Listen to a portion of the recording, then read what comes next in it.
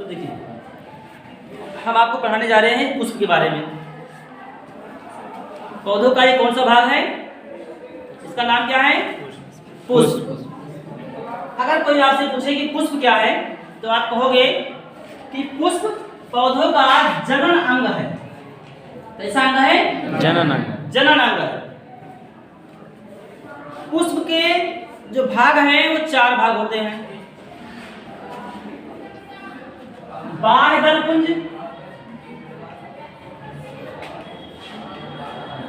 पहला है। दूसरा नंबर दल पुंज, तीसरा पुंकेसर,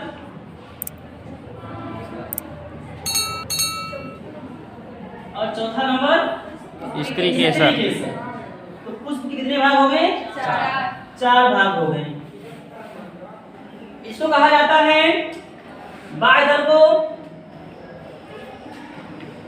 कैलिक्स, दल को कहा जाता है कोरोला, ये एंड्रोसियम कहलाता है, और चौथा वाला इसे कहा जाता है गाइनोसियम। क्या कहते हैं? गाइनोसियम। कितने भाग हो गए उसके? 4 भाग हो गए। बाह्य दल पुंज, देखो बाह्य दल पुंज का मतलब है, ये पुष्प आपको दिखाई दे रहा होगा। इस पुष्प में ये जो हरे कलर का दिखाई दे रहा है, ये जो है, इसे इसके नीचे ये जो हरे कलर का दिखाई दे रहा है, इसे कहते हैं बाह्य दल पुंज। ये क्या है? बाह्य दल पुंज है। तो पुष्प का जो ये रंगीन वाला भाग है, इसके नीचे ये जो हरे कलर का दिखाई दे रहा है, इसे बाह्य दल पुंज कहते हैं। ये बाह्य दल पुंज है। और इसके बाद ये जो कलर में दिखाई दे रहा है, इसको दलपुंज कहते हैं। पहले बाह्य दल पुंज हो गया। बाह्य दल पुंज का रंग होता है, वो कैसा होता है? हरा होता है। हमेशा बाह्य दल पुंज का रंग हरा होता है। इसी प्रकार जो बाह्य दल पुंज के बाद होगा, ये भाग जो रंगीन होता है, अलग अलग पुष्पों में अलग अलग रंग का ये भाग होता है। तो इस भाग को क्या कहते हैं?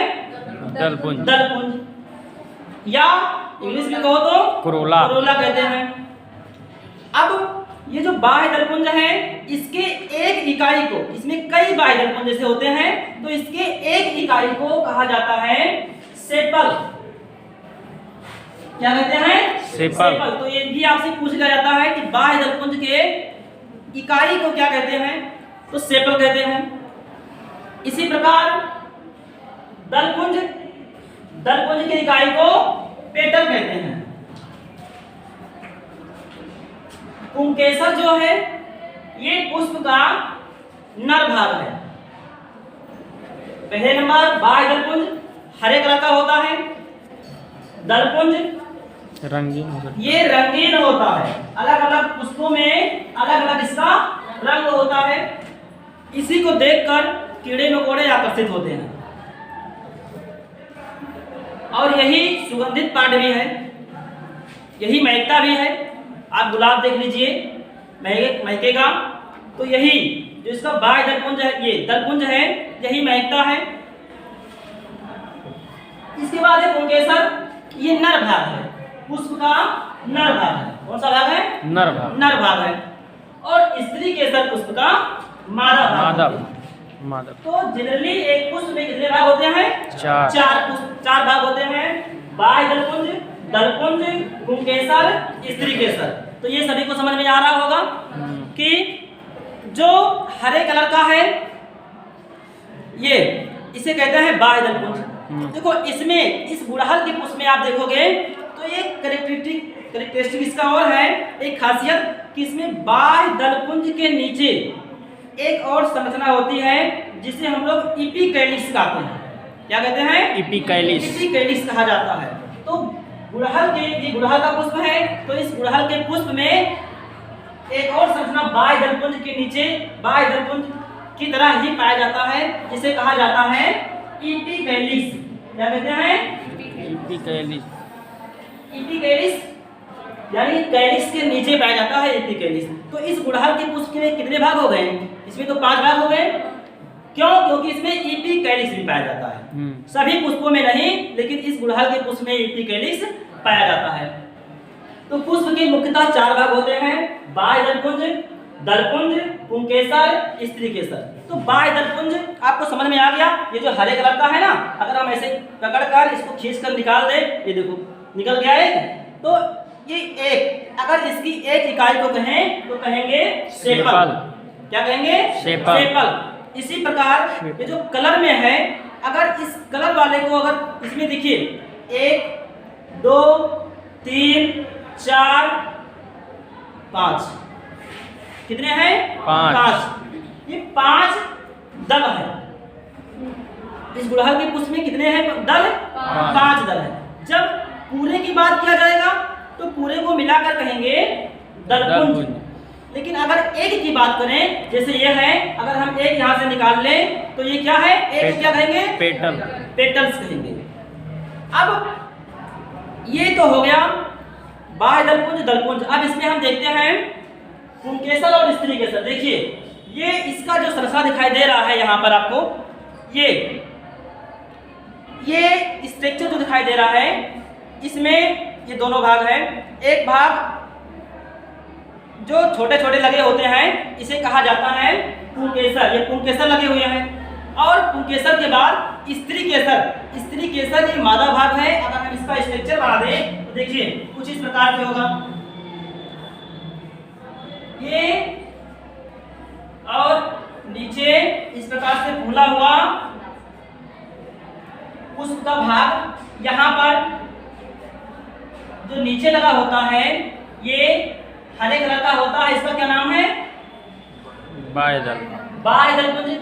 और इसके बाद ऐसे लगा होता है, ये क्या है? दलपुंज। दलपुंज है। अब ये जो है स्त्री केसर, स्त्री केसर का जो ऊपरी भाग होता है, इसे कहा जाता है वर्तिकाग्र। क्या कहते हैं? वर्तिकाग्र। ये जो लंबी नली की जैसा स्ट्रक्चर होता है, इसे कहा जाता है वर्तिका। और ये जो फूला हुआ भाग है, इसको कहते हैं अंडाशय। तो स्त्री केसर के 3 भाग हो गए। सबसे ऊपरी भाग इसे वर्तिकाग्र कहते हैं, इसको वर्तिका कहते हैं, और फूले हुए भाग को अंडाशय कहते हैं। जो नर भाग है वो इस प्रकार से लगा होता है, ऐसे। स्त्री केसर के बगल में ये पुंकेसर है। पुंकेसर का जो ऊपरी भाग होता है, ये फूला होता है, इसे कहते हैं परागकोश। इसे परागकोश कहा जाता है। इस परागकोश में परागकण भरे होते हैं, बहुत छोटे छोटे। इसमें परागकोश के अंदर परागकण भरे रहते हैं। जिस पुष्प में ये चारों भाग पाया जाता है, उसको द्विलिंगी पुष्प कहते हैं। तो गुड़हल का पुष्प कैसा है? द्विलिंगी है। क्यों? क्योंकि इसमें नर भाग भी पाया जाता है और मादा भाग भी। तो जिस पौधे में नर और मादा दोनों एक ही पुष्प में पाए जाएं, ऐसे पुष्प को द्विलिंगी पुष्प कहते हैं। तो गुड़हल का पुष्प द्विलिंगी पुष्प है। ये दोनों